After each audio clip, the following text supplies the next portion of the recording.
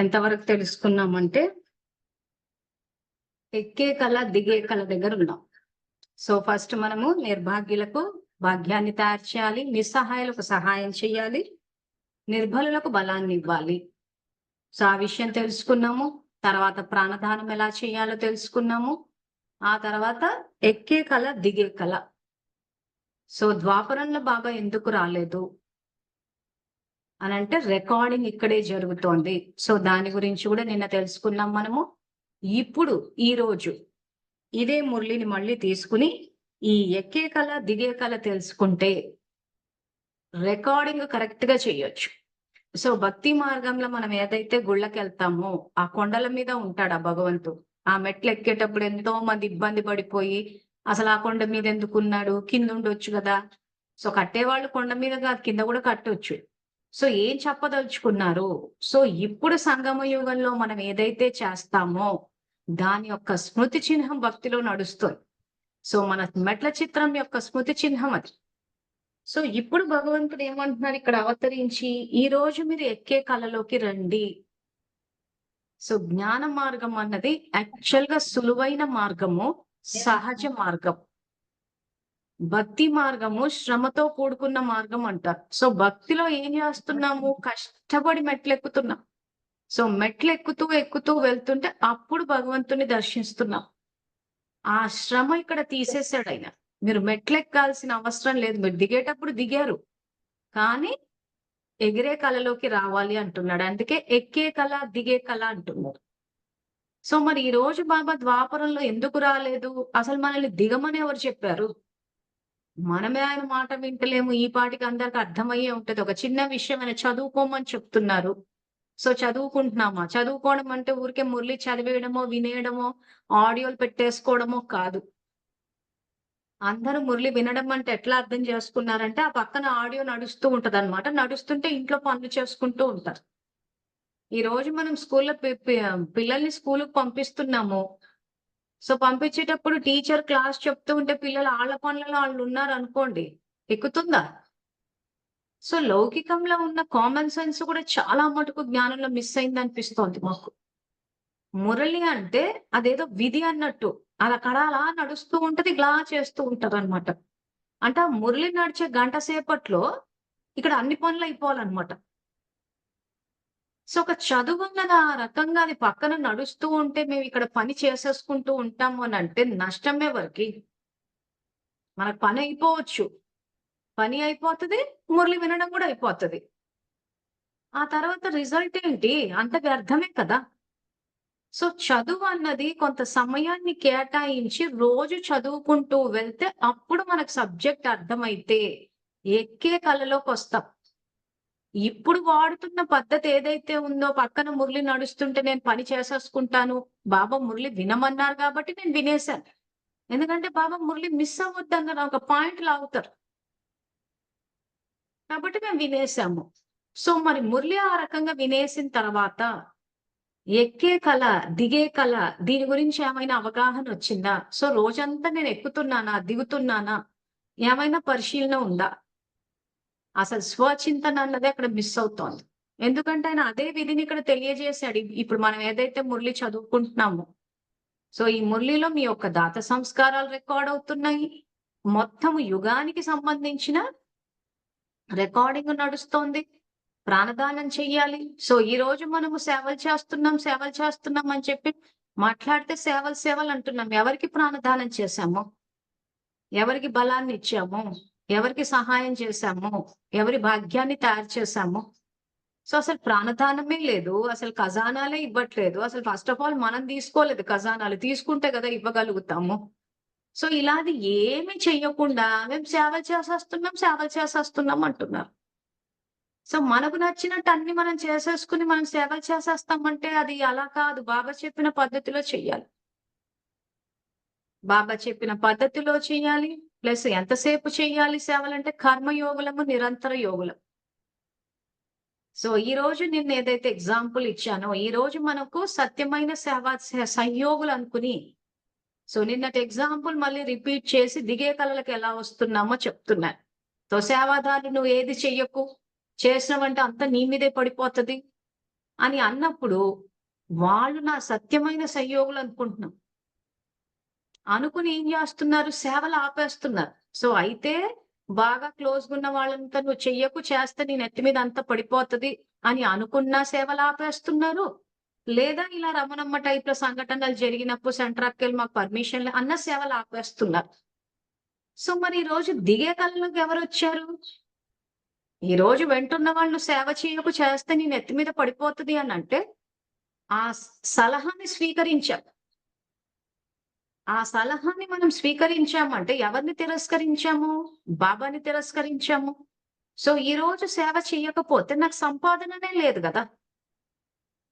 So, నా సహయోగులు నువ్వు సేవ చెయ్యకు, చేస్తే నీ నెత్తి మీద పడిపోతది అనంటే ఒళ్ళు దాచుకోవడమే చూసుకున్నామే తప్పితే, అరె! నా సంపాదనని వాళ్ళు ఆపేస్తున్నారు అని ఒక్కసారన్నా ఆలోచించామా?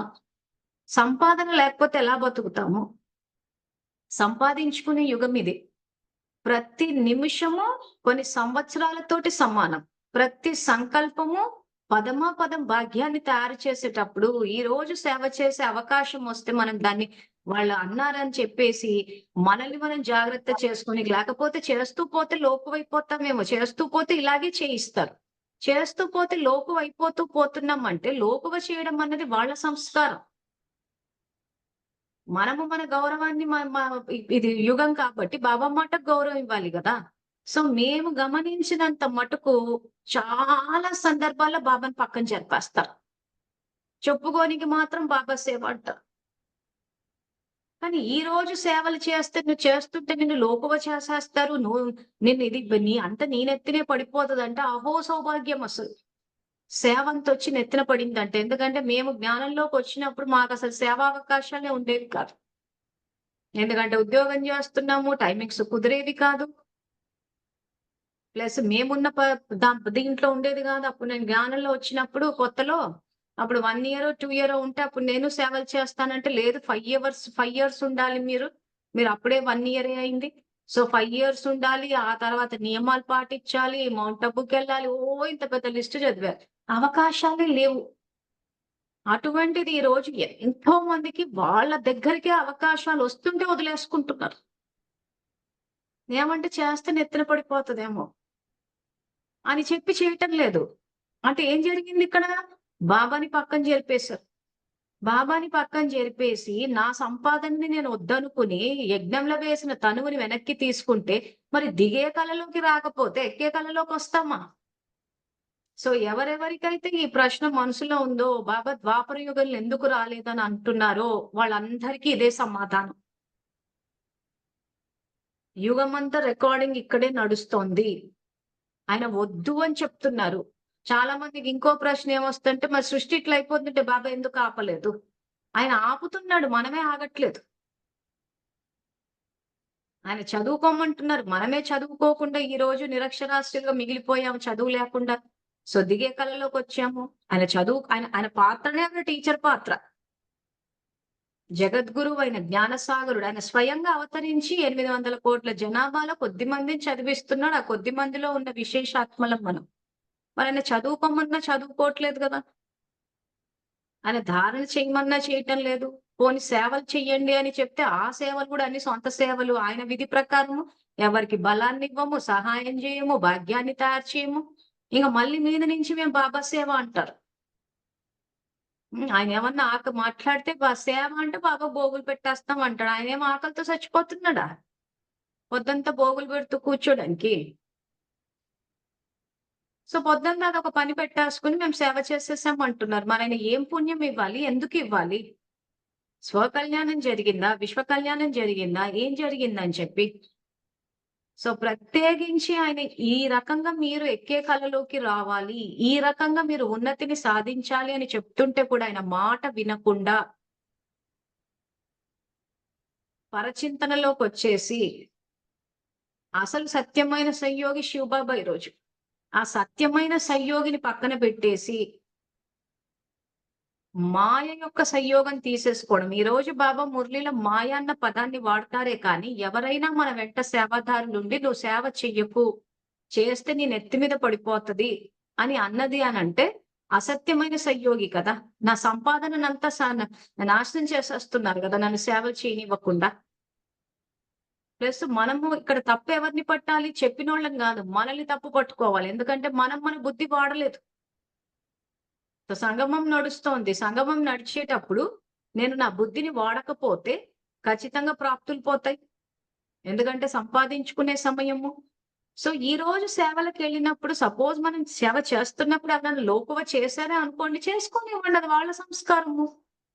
అవతల వాళ్ళని లోకువ చేస్తున్నారు అనంటే, మనకు పోతే గౌరవం ఇవ్వట్లేదు అంటే, మనమెందుకు అడుక్కుంటూ కూర్చుంటున్నాము? నాకు గౌరవం ఇవ్వు అని చెప్పి. శివబాబానే చెప్పాడు గదా! బ్రహ్మబాబానే ఎన్నో సమస్యలు ఇచ్చేసాడు. ఎందుకు? కౌరవ సామ్రాజ్యం నడుస్తోంది.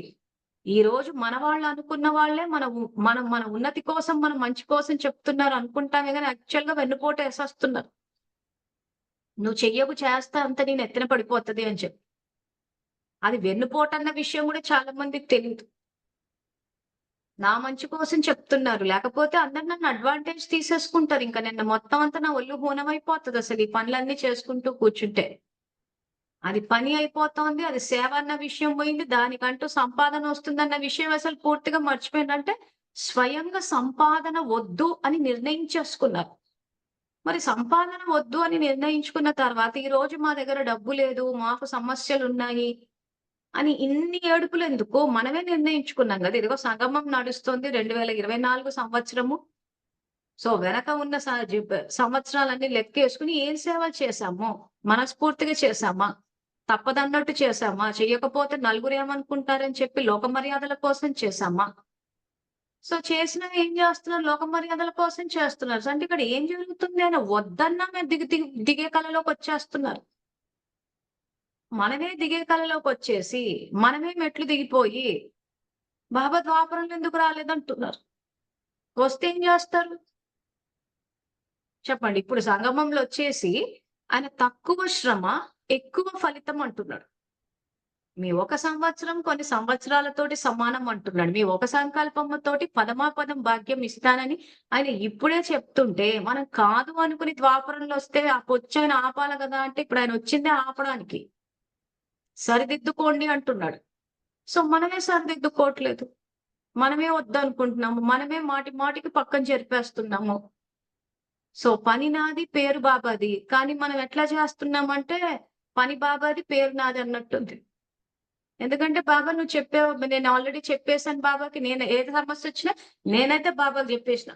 బాబా నువ్వు చూసుకో అని చెప్పి. ఇంక ఆయన చూసుకుంటే మనకేమొచ్చింది? మనమేం చూసుకున్నట్టు మరి? సో, మనల్ని మనం చూసుకున్నామంటే అది లేదు. పోనీ పుస్తకం అన్నా చూసామంటే అది లేదు. ఏమీ చూసుకోలేదు. చదువు మీరు చెప్తున్నారు కాబట్టి పుస్తకం మీరే చూసుకోండి, మీరే చేసుకోండి అన్నట్టుంది. సో, ఫైనల్‌గా ఏమైందంటే ఖాళీ అయిపోయాను. చేసిందేం లేదు. మీరేమీ చేయలేదు కాబట్టి నేనేమి ఇవ్వలేను అంటాడాయన. సో, ఈరోజు సేవ చేసే అవకాశాలు ఎన్నో వస్తున్నా కానీ, అలా అసలు ఏమంటారు దాన్ని అహం అంటారు. అందుకే చెప్పాను. నిన్న కూడా చెప్పాను. అహానికి, మదానికి తేడా ఉంది. ఆత్మ అన్న స్థితిలో ఉంటే ఇస్తూ పోతారు. ఆత్మ అన్న స్థితిలో ఉంటే పరమాత్మ చెప్పిన మాటలు వింటారు, అర్థమవుతది. అహము, దేహం అన్న స్థితిలో ఉంటే వెంట ఉన్న సహయోగులు అసత్య సహయోగులై, వెన్నుపోటుదారులై, నువ్వు సేవ చేస్తే నీ నెత్తి మీద పడిపోతది అనంటే ఆ విషయాన్ని నమ్ముతాం. ఆత్మ అన్న స్థితిలో ఉంటే ఎవరన్నా ఆ రకంగా సేవలు నీ నెత్తి మీద పడిపోతాయి అని అంటే, నేను నిరంతర సేవాధారిని అని చెప్పి సేవలు చేస్తూ పోతారు. ఇది ఎగ్జామ్ పాస్ అయినట్టు. లేదు పోతే పడిపోతాయేమో, అమ్మో! చేసి చేసి రెక్కలు పోతున్నాయి, చేసి చేసి నొప్పులొచ్చేస్తున్నాయి. లేదా తప్పదన్నట్టు కాసేపట్లో ఎళ్ళిపోయి ఏదో గెస్ట్ అపియరెన్స్‌లా చేసేసి కాస్త అటు ఇటు హడావిడి చేసేసి, మళ్ళీ మా ఇంట్లో బంధువులొస్తున్నారండి ఇప్పుడే ఫోను చేశానని అబద్ధాలు చెప్పి ఎళ్ళిపోయి, సో, ఈరోజు అబద్ధాలు చెప్తున్నామంటే దిగే కలలోకే వచ్చాం గదా! మరి ఈరోజు మనమే అబద్ధాలు చెప్పేసి, మనమే దిగే కలలోకొచ్చి ఏమన్నా అంటే అక్క ఫోను చేస్తోంది, అక్క ఫోను చేస్తూనే ఉంటది అంటే నువ్వు ఒక్క అడుగు ధైర్యం చేసి నిజం చెప్పు. ఎందుకు రావట్లేదని. అయిపోయింది. 100 అబద్ధాలు చెప్పేసి మొత్తం భాగ్యాన్ని అంతా భ్రష్టు పట్టించేసుకునే కన్నా ఒక నిజం చెప్పేస్తే పోతది కదా. అట్లీస్ట్ 84 జన్మలు శ్రేష్టంగా బతుకుతాము. సో 84 జన్మల శ్రేష్ఠ జీవితాన్ని ఎందుకు అబద్ధాలు చెప్పి చెప్పి చెప్పి చెప్పి భాగ్యాన్ని భ్రష్టు పట్టించేసుకోవడం. సో రికార్డింగ్ అంతా దిగే కళనే వచ్చింది కదా, ఎక్కే కళ ఎక్కడి నుంచి వచ్చింది?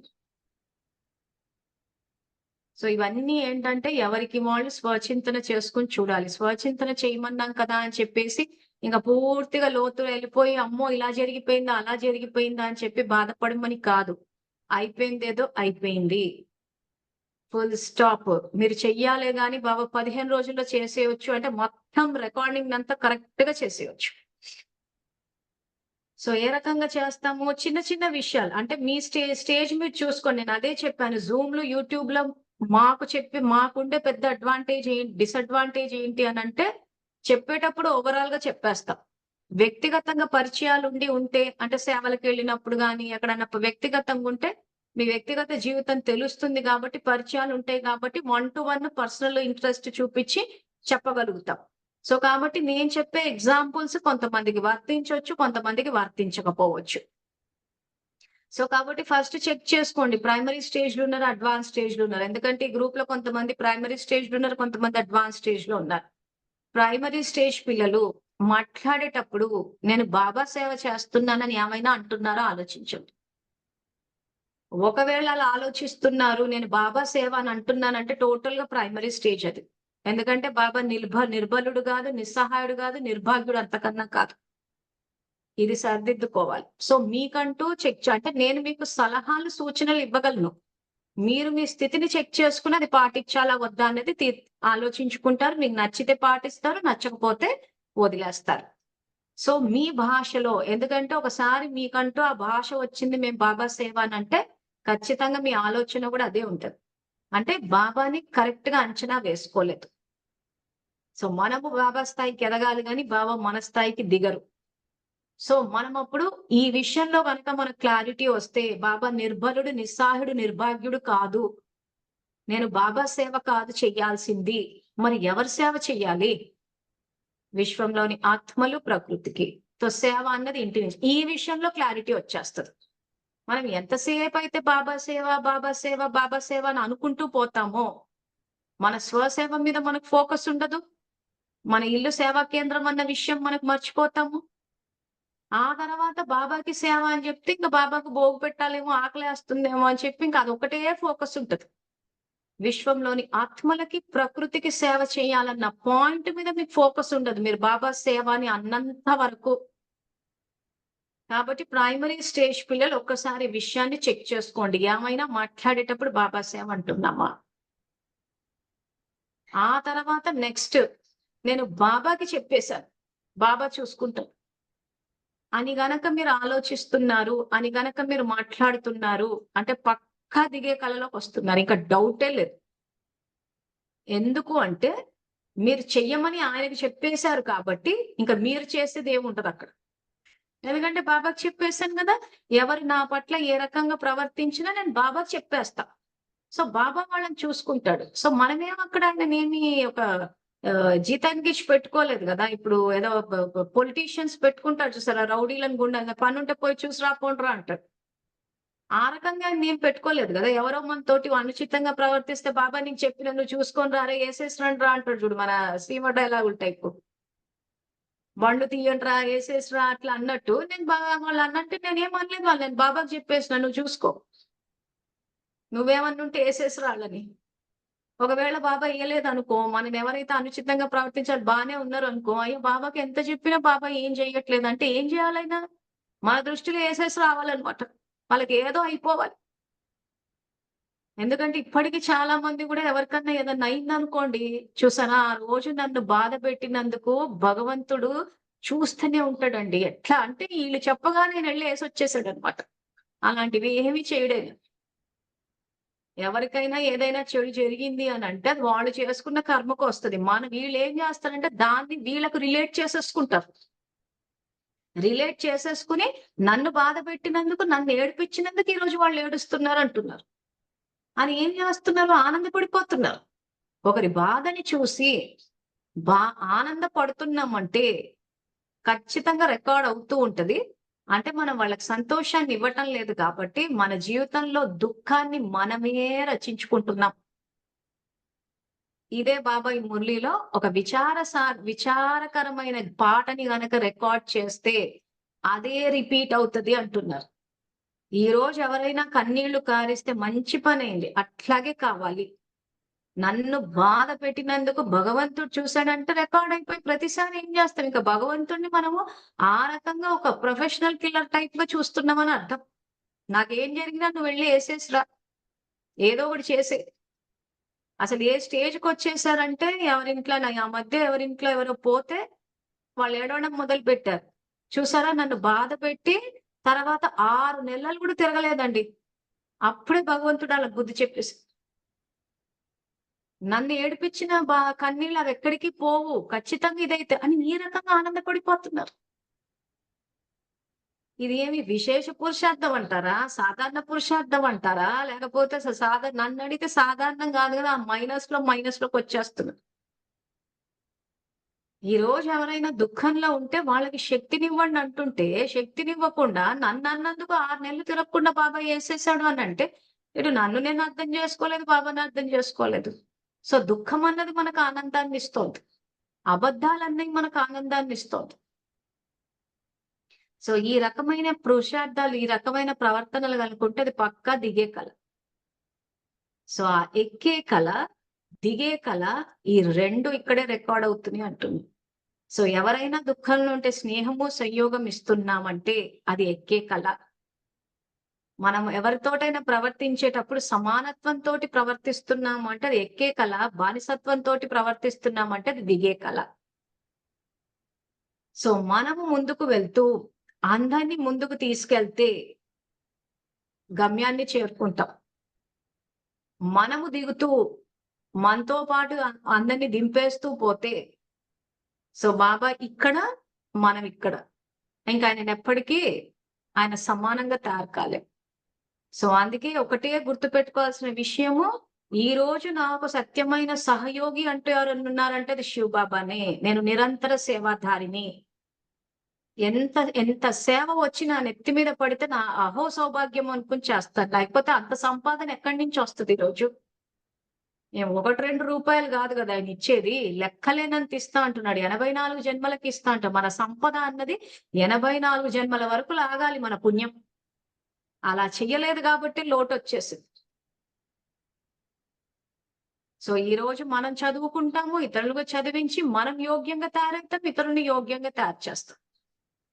సో, ఈరోజు ఎంతో మంది చదువుకుంటారే గాని సొంత సంపాదన ఉండదు. ఎందుకు ఉండట్లేదు?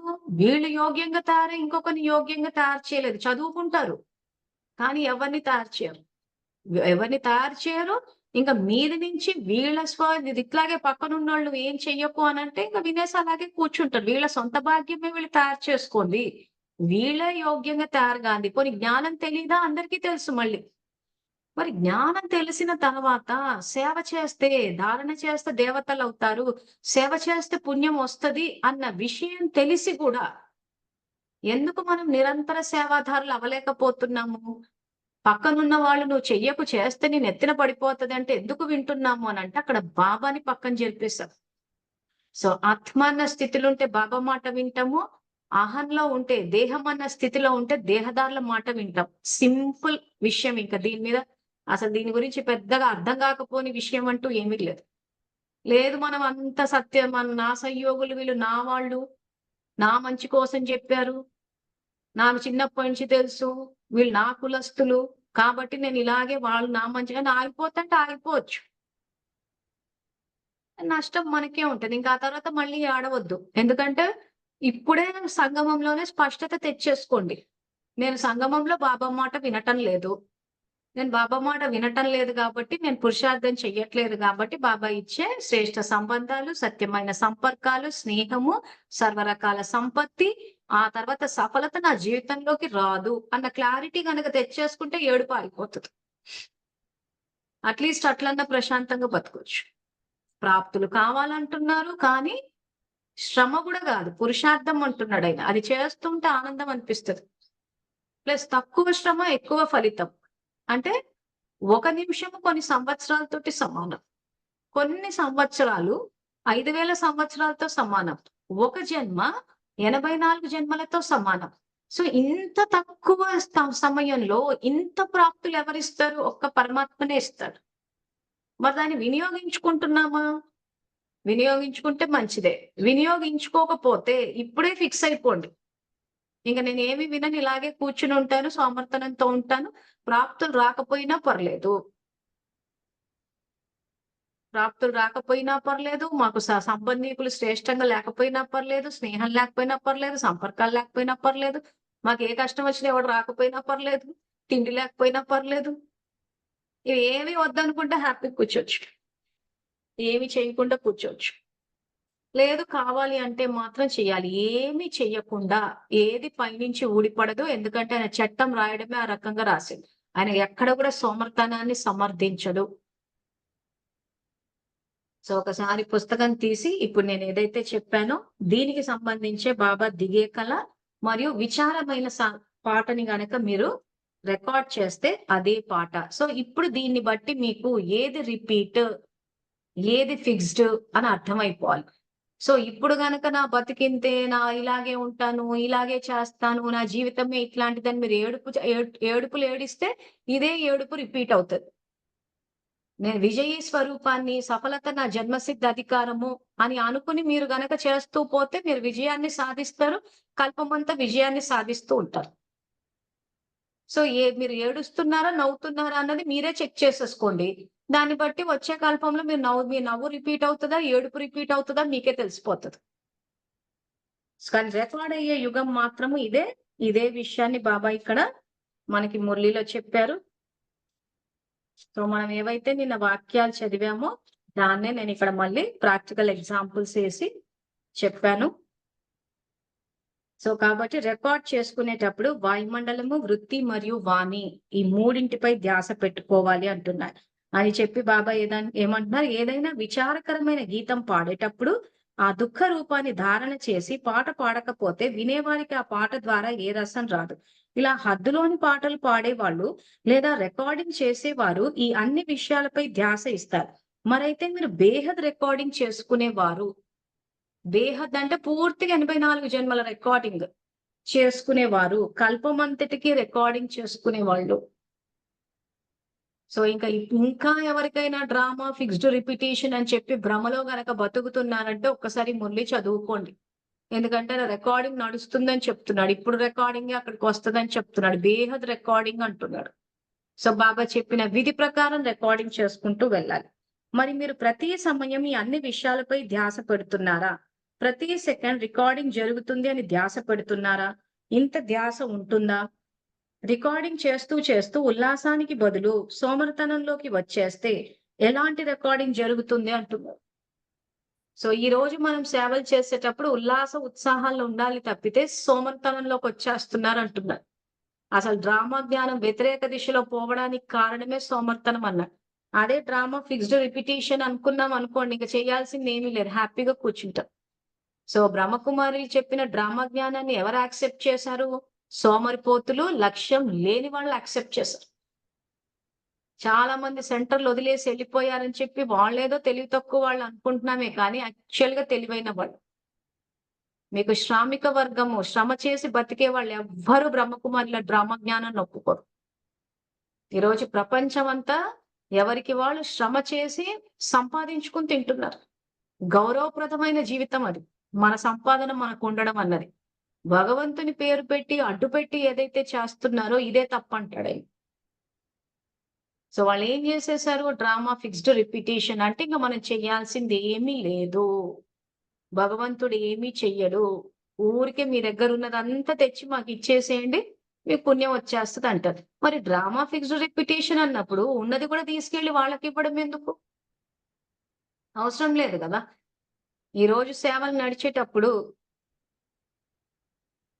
ఈరోజు సేవలు నడిచేటప్పుడు సేవలు చేస్తుంటే తెచ్చి మీదంతా వెయ్యండి యజ్ఞంలో అంటే ఎందుకెయ్యాలి? డ్రామా ఫిక్స్డ్ రిపిటీషన్ అన్నప్పుడు అసలు సేవలు చెయ్యడం ఎందుకు? ద్వాదశ జ్యోతిర్లింగాలు పెట్టడం ఎందుకు? ఇవన్నీ చేయడం ఎందుకు? అవసరమే లేదు, అసలు ఏమీ చెయ్యక్కర్లేదు. ఇంకా అలా కూర్చుని ఉండొచ్చు కదా! ఎలాగూ బాబా చూసుకుంటాడు, బాబా చూసుకుంటాడు అన్నప్పుడు బాబా చూసుకోవచ్చు. మనం చేస్తున్నాం ఎందుకు ఇవన్నీ మళ్ళీ సేవలని చెప్పి. సో ఇవన్నీ ఆలోచించాల్సిన విషయాలు. తర్వాతి ప్రశ్న, ఇప్పుడు ఏ జన్మ అయితే తీసుకుంటారో వచ్చానంటే, ఇప్పుడు చేసే పురుషార్థాన్ని బట్టి జన్మ ఉంటుంది అంతే. ఇంతసేపు నేను చెప్తుంది అదే. ఇక్కడ ప్రశ్న, డ్రామా రిపీట్ అనేవాళ్ళు మళ్ళీ అవే జన్మలు తీసుకుంటారా? సో డ్రామా రిపీట్ అనేవాళ్ళు సంస్కారాల్ని చూడాలక్కడ. సంస్కారం రిపీట్ అయితే జన్మ రిపీట్ అవుతది. లేదు సంస్కారాలు ఒకవేళ ఉన్నతంగా చేశారు అనుకోండి, ఎప్పుడైనా సడెన్ గా రియలైజ్ అయ్యి మారే అవకాశం ఉంది. లేదు ఉన్నదానికన్నా కింద పడిపోయారు అనుకోండి, ఇంకింత తక్కువ జన్మలొస్తాయి. ఒక మురళీల బాబా ఏం చెప్పాడంటే 33,00,00,000 ఫిక్స్డ్ కాదు. ఈసారి కొత్త వాళ్ళు కూడా వచ్చారు అన్నాడు. అంటే కొంతమందికి అవకాశం పోయిందని అర్థం. సో ఉన్నదున్న 33,00,00,000 రిపీట్ చేస్తే ఏమైద్దంటే అందరూ అడుగుతారు. ఇంకా ఆ లెక్కన మాకు అవకాశం రాలేదని చెప్పి. అందుకే 5,000 సంవత్సరాలకు ఒకసారి వచ్చి అందరికీ అవకాశం ఇస్తారు. సో వెనకున్నోళ్ళు ముందుకు రావచ్చు, ముందున్నోళ్ళు వెనకకి రావచ్చు. సో గత కల్పంలో ఏం జరిగామో అన్న జ్ఞాపకం తీసేశాడు కాబట్టి, కల్పపూర్వం మనమంతా విజయీ స్వరూపాలమని వర్తమానంలో అనుకుని విజయులు అవ్వండి కల్పంలో అంటున్నాడాయన. కాబట్టి అవకాశం అందరికీ ఉంది. సో ఇప్పుడు ఈ మాట అంటే అందరూ ఏమంటుంటే, మరి బ్రహ్మబాబా ప్రతి కల్పం రిపీట్ అవుతాడు కదా! అంటే ఈ ప్రశ్న అడిగేవాళ్ళు ఎవరైతే బ్రహ్మబాబాని ఎందుకు సెలెక్ట్ చేస్తున్నాడు?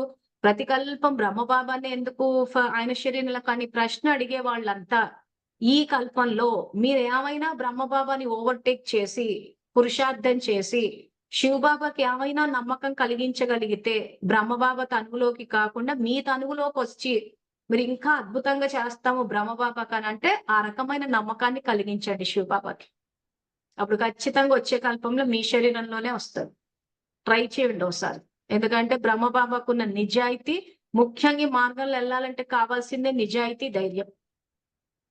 అక్కడి నుంచి ట్రై చేయండి. మీ నిజాయితీ, ధైర్యం నుంచి. సో బ్రహ్మబాబాని ఈ ఈ కల్పంలో ఇప్పుడు ఇంకా టైం ఉంది కాబట్టి ఓవర్‌టేక్ చేయండాయన. మళ్ళాయన నంబర్ 1 ఫిక్స్ అయిపోయింది గదా అని అనకండి. మీరు చేసి చూడండి.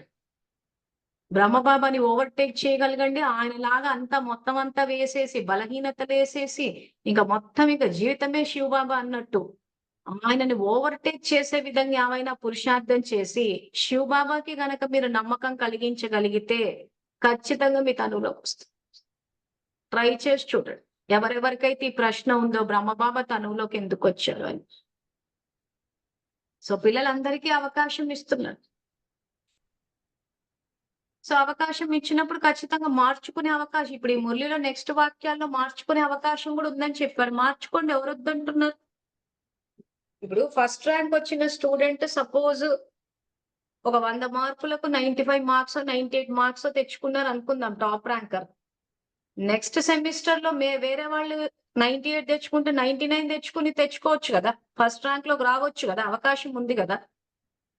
సో ఈ కల్పంలోనే ఫస్ట్ ర్యాంక్ వచ్చాడు అనంటే, ఈ రోజు ఓవర్‌టేక్ చేయండి, ఎవరొద్దంటున్నారు? ఊరికే ఆయన తనువులు ఎందుకొచ్చాడు? మళ్ళీ బాబా రిపీట్ అన్నాడు కాబట్టి బ్రహ్మ బాబా రిపీట్ అయ్యాడంటే మేము రిపీట్ అవుతాం అంటే మరి ఇంత మొల్లి చెప్పడం ఎందుకు? మన ఎదురుగానే ఉందిగా పుస్తకము. ఆశ్చర్యం కలిగించే విషయం ఏంటంటే, పుస్తకాలు ఎదురుగా పెట్టుకొని కూడా నమ్మట్లేదు. అంటే ఎంత బ్రహ్మకుమారుల జ్ఞానం దిగిపోయింది అనంటే, మరి ఫిక్స్‌డ్ గదా! మరి అటు తిప్పి ఇటు తిప్పి బ్రహ్మబాబా మీద పడిపోతాం. ఓవర్‌టేక్ చేయండి, ఎవరొద్దంటున్నాడు? మీ నా స్టూడెంట్స్ ఎవరైనా మా బాబా అదే అంటారు. 108 ఫిక్స్‌డ్ కాదంటున్నాడాయన. మీరు చెయ్యండి నేనిస్తాను అంటున్నాడు. డైరెక్టర్‌గా ఆయనకి ఆ ఇది ఉంది. మనం చెయ్యట్లేదు కదా! మరి అట్లాంటప్పుడు ఆయన ఎట్లా తీసుకొస్తాడు? తిప్పి తిప్పి ఫైనల్‌గా 8 మందికి సర్టిఫికేట్ ఇచ్చాడు. ఎందుకు ఆయన స్టాండర్డ్స్ రీచ్ అవ్వలేకపోతున్నాం అంటున్నారు. సో కాబట్టి మురళి ఇంకా నేను ఇది చదువుతాను. ఇదంతా చదివిన తర్వాత మీకు మీరు స్వచింతన చేసుకుంటే మీకే తెలుస్తుంది. రికార్డింగ్ ఎలా జరుగుతుందా అని. సో నెక్స్ట్, ఇంత ప్రతి సెకండ్ రికార్డ్ జరుగుతుంది అని ధ్యాస పెడుతున్నారా? సో ప్రతి సెకండ్ రికార్డ్ అయిపోతోంది ఇక్కడ. సో ఒక సెకండ్ ఎంతో సమయంతో సమానం. సో ఇవన్నీ మీకు గుర్తుంటే మీరు ఎంతెంత సంపాదించుకుంటున్నారు, ఎంతెంత పోగొట్టుకుంటున్నారో మీకు తెలుస్తుంది. ప్రతి సెకండ్ రికార్డింగ్ జరుగుతుందని ధ్యాస పెడుతున్నారా? ఇంత ధ్యాస ఉంటుందా?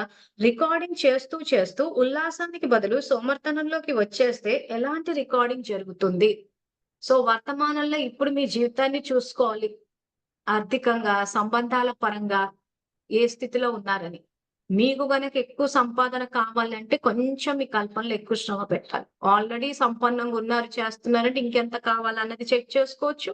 లేదు ఉన్న దాంతో సరిపో ఆగిపోవచ్చు. కానీ ఎవరైతే సంపన్నంగా లేరో ఏదో ఒక కల్పనలో ఒక అడుగు ధైర్యంగా ఏసి సంపాదించాలి. అప్పుడు అక్కడి నుంచి ఆ రికార్డింగ్ జరుగుతది కాబట్టి మారుతూ వస్తది. సో, కాబట్టి ఇక్కడ ప్రతి సెకండ్ రికార్డింగ్ జరుగుతుందని ధ్యాస పెడుతున్నారా? ఇంత ధ్యాస ఉంటుందా? రికార్డింగ్ చేస్తూ చేస్తూ ఉల్లాసానికి బదులు సోమర్తనంలోకి వచ్చేస్తే ఎలాంటి రికార్డింగ్ జరుగుతుంది? రికార్డింగ్ చేసే సమయంలో ఎవరైనా నిర్లక్ష్యంగా ఉంటారా? మీరు కూడా రికార్డింగ్ చేసుకునేటప్పుడు నిర్లక్ష్యంలోకి వస్తున్నారా? లేక సదా ఉల్లాసంగా ఉంటున్నారా? సో, ఈ ప్రశ్నలన్నిటికీ క్లాస్ అయిపోయిన తర్వాత ఈ రోజు అయిపోయిన తర్వాత మనం సేవలయిపోయాక మళ్ళీ తిరిగి ఇంటికెళ్ళిపోతాం గదా! రాత్రి పరంధామానికి. అప్పుడు ఈ ప్రశ్నలన్నిటికి బాబాకి సమాధానాలు ఇస్తే ఏమవుతది అనంటే, మనకక్కడి నుంచి సహాయం లభిస్తది. సో, నిన్నొక ఎగ్జాంపుల్ ఇచ్చాను గదా! మాట్లాడేటప్పుడు ఎక్కడెక్కడో స్టకప్ అయ్యేదాన్ని. దాన్ని ఎట్లా ఓవర్‌కమ్ చేయాలన్నది తెలిసేది కాదు. సో, బాబాకి చెప్తే, ఆ తర్వాత అది ఏం జరిగిందో తెలీదు. దానంతట అదే సరైపోయింది. సో, అట్లా కొన్ని విషయాలు ఆయనకి చెప్పినప్పుడు ఏమైద్దంటే ఆయనే సరిదిద్దేస్తాడు. కొన్ని సందర్భాల్లో సలహాలిస్తారు. కొన్ని సందర్భాల్లో సూచనలిస్తారు. కొన్ని సందర్భాల్లో మురళి ద్వారా చెప్తారు. సో, మన స్థితికి తగ్గట్టు గైడెన్స్ ఉంటది. సో, ఇవన్నీ చేస్తున్నామా లేదా అని అన్నప్పుడు ఒకసారి ఆయనతోటి ఇంటరాక్ట్ అయ్యడము, ఆయనకి చెప్పడము, ఆయనతో మాట్లాడడము. ఆ తర్వాత మాట్లాడి నేను బాబాకి చెప్పేసినలే అని కూర్చోవడం కాదు. ఆయన ఏ సలహాలిస్తున్నారో తీసుకొని పాటించాలి. సో నెక్స్ట్ చేసుకున్న రికార్డింగ్ అంతటిని రోజంతటి రికార్డ్‌ని సాక్షి అయి చూసుకుంటున్నారా? రికార్డింగ్ ఎలా జరిగిందో? మామూలుగా టేప్‌లో కూడా రికార్డింగ్ చేసుకున్న తర్వాత మరల చేసుకుంటారు. మరల చూసుకుంటారు లేదా వింటారు ఎలా రికార్డింగ్ అయింది. సరిగ్గా అయిందా లేదా? అదే విధంగా మీరు కూడా సాక్షి అయి చూసుకుంటున్నారా? చూసుకుంటే ఏమనిపిస్తుంది? సరిగ్గా నింపుకున్నారో లేదో పరిశీలించుకున్నారా? ఇంతకంటే మంచిగా నింపుకోవాలని మిమ్మల్ని మీరు చూసుకుంటున్నప్పుడు అనిపిస్తుందా? అసలైన ఫలితం చూసుకుంటున్నారు కదా అంటున్నారు. సో, ఇప్పుడు ఈ జూమ్ రికార్డింగ్ చేస్తున్నాము. చేసేటప్పుడు మొన్న ఒకసారి రమణమ్మ వీడియో ప్లే చేస్తుంటే ఎవరు వాయిస్ రాలేదని అన్నారు. సో, అప్పుడు ఏం చేస్తాము? వీడియోని యూట్యూబ్‌లో అప్‌లోడ్ చేసేటప్పుడు ఆ పార్ట్ వరకు అక్కడ కట్ చేసేసి అసలు వీడియో వేసి కరెక్ట్‌గా అప్‌లోడ్ చేస్తాం. అంటే ఎడిటింగ్‌కి స్కోప్ ఉందిక్కడ.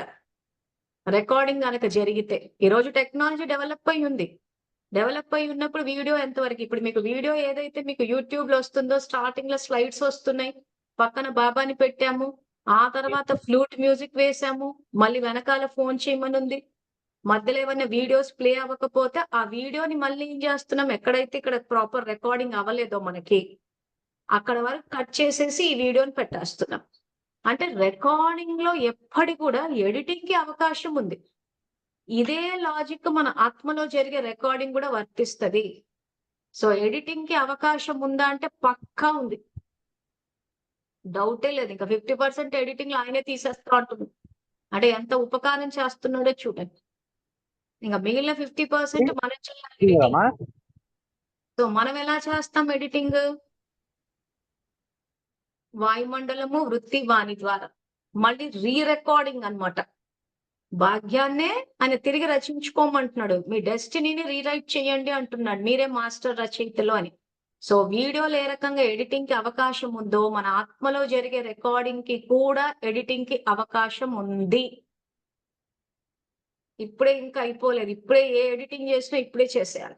ఇప్పుడు గూడా మనం ఎడిటింగ్ చేసుకోకుండా గాలికి వదిలేసాం అనుకోండి, రికార్డ్ అయిపోతూ ఉంటది. అది గూడా ఏమంటున్నాడు ప్రతి సెకండ్ రికార్డ్ అవుతుంది అంట.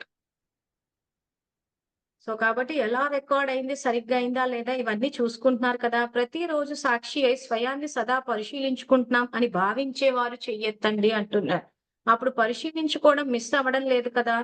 ఇప్పటికీ పరిశీలకులుగా అవ్వలేదా? పరిశీలకులుగా కాలేని వాళ్ళు నిర్మాతలుగా ఎలా అవుతారు? సో, అదే బాబా చెప్తున్నాడు. పరిశీలించుకోండి, స్వచింతన చేసుకోండి. నేను ఏం రికార్డ్ చేసుకున్నాను? సో, ఇది ఎలా చేయొచ్చు అంటే మీ మీ యొక్క షెడ్యూల్స్‌కి తగ్గట్టు ఉద్యోగ, వ్యాపార, వ్యవసాయం ఇవన్నీ నడుస్తూ ఉంటాయి కాబట్టి మీరు మీ దినచర్య చూసుకోండి.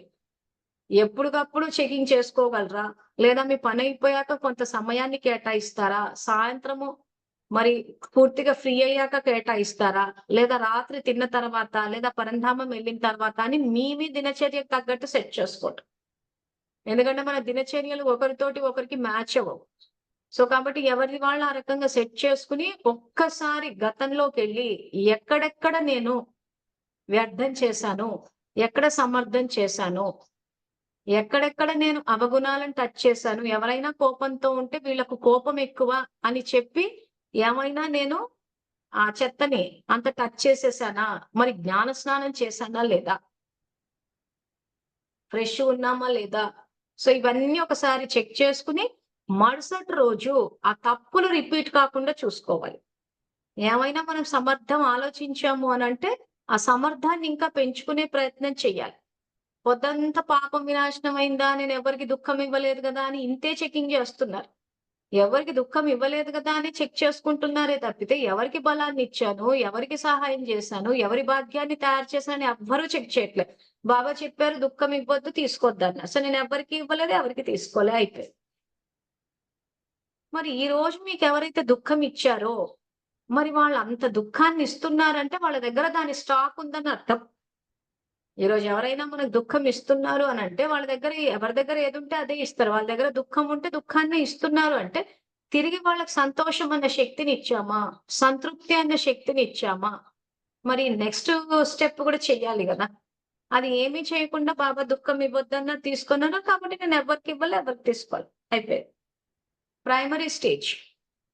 అడ్వాన్స్‌డ్ స్టేజ్‌లో ఏంటంటే ఎవరైనా దుఃఖం ఇస్తున్నారంటే వాళ్ళ దగ్గర ఆ స్టాక్ ఉందని అర్థం. సో, వాళ్ళ యొక్క దుఃఖం యొక్క స్టాక్‌ని మన యొక్క సంతోషం యొక్క స్టాక్ తోటి, ఖజానా తోటి నింపాలి. మన సంకల్ప శక్తిని వాడాలి. శుభభావన, శుభకామన, ఆశీర్వాదాల ద్వారా. సో, ఆ రకంగా మనం చేసి మన పాపాన్ని వినాశనం చేసుకోవాలి. పాపం ఎదురుగొచ్చినప్పుడు పుణ్యంగా కన్వర్ట్ చేసుకోవాలి. అప్పుడేమవుతది ఎడిటింగ్‌లో గూడా మొత్తం ఇవన్నీ పోతాయి. అంటే మళ్ళీ రికార్డింగ్ చేసుకుంటూ పోతాం. కాబట్టి అలా చేసుకోవడం ఏమన్నా మర్చిపోతున్నారా? సమయం అటు ఇటు అవ్వడం అనేది జరుగుతుంది. కానీ మర్చిపోవడం అనేది జరగకూడదు. ఇందాక అదే చెప్పాను. మీ షెడ్యూల్స్ చూసుకోండి. మీకెప్పుడు వీలవుతది? ఒక అరగంట అయ్యాక వీలవుతదా? గంట అయ్యాక వీలవుతదా? లేదా రోజులో అన్నం తిన్న తర్వాత ఏమైనా కొంచెం 10 మినిట్స్ బ్రేక్ లాగా ఏమన్నా ఉంటదా మీ జీవితంలో? లేదా సాయంత్రం వీలవుతదా? లేదా రాత్రి ఇంకేకంగా అప్పుడే వీలవుతదా?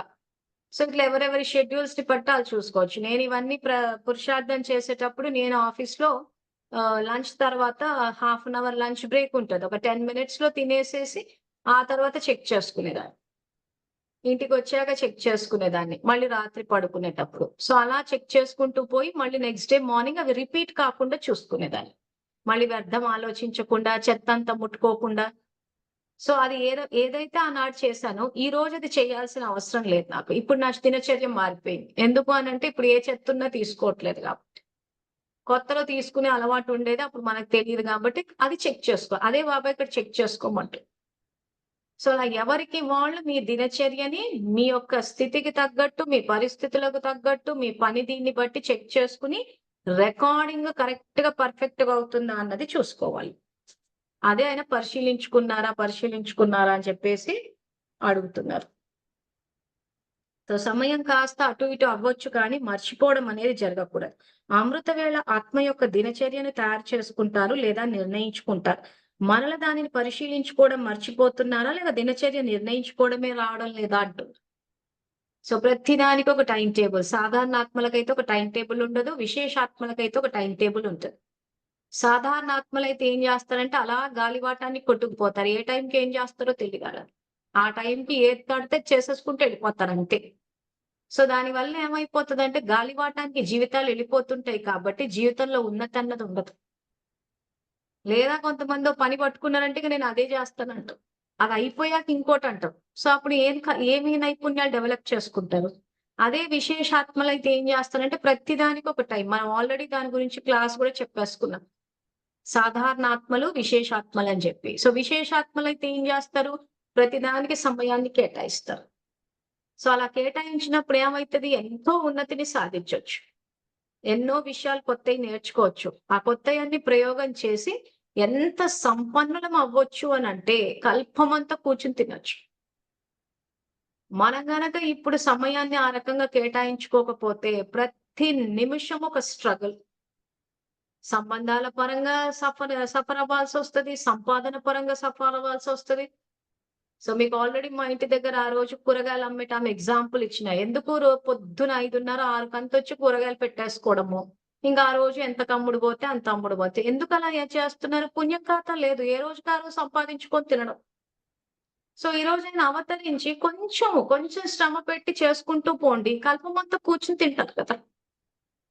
సో, కల్పమంతా కూర్చొని తినడం ఈజీయా? లేకపోతే ఎప్పటిదప్పుడు సంపాదించుకొని తినడం ఈజీయా? చెప్పండి. ఇది మెసేజ్‌లో ఆన్సర్ పెట్టండి. మీరేం ఆన్సర్ పెడతారో మీకు తెలుసు, నాకు తెలుసు గాని ఇది అందరికీ ఫిక్స్ అవ్వాలి. ఎందుకంటే సంపాదన మీద ఎవరు ఫోకస్ పెట్టట్లేదు. సో, ఇప్పుడు సంపాదించుకుని కల్పమంతా కూర్చుని తినడం రైటా? లేదా ఎప్పటిదప్పుడు సంపాదించుకుని అయ్యో! ఈరోజు డబ్బొస్తదో రాదా? సో, ఆన్సర్ పెట్టేటప్పుడు ఏం పెడతానంటే నేను సంపన్న స్వరూపాన్ని అని పెట్టండి. మీకందరికి ఫిక్స్ అయిపోతది.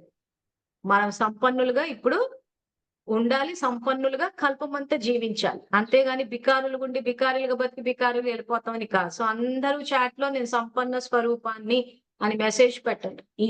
ఈ పాయింట్ మీకు దిగిపోతదప్పుడు. ఎందుకంటే ఇందాక గూడా చెప్పాను. పక్కనున్న సయ్యోగులు "నువ్వు చెయ్యకు నీ నెత్తిన పడిపోతది" అంటే అవకాశాలు వదిలేసుకుంటున్నారు. సో, అప్పుడు ఏమవుతుంది? బికారులుగా మిగిలిపోతాం. అసలు పక్కనున్న సయ్యోగులు సేవలు చెయ్యొద్దు అని అంటున్నారంటే, మనల్ని బికారులుగా తయారు చేస్తున్నారనే విషయం గూడా గమనించలేకపోతున్నారు. మెట్లు దిగుతూ వచ్చాము.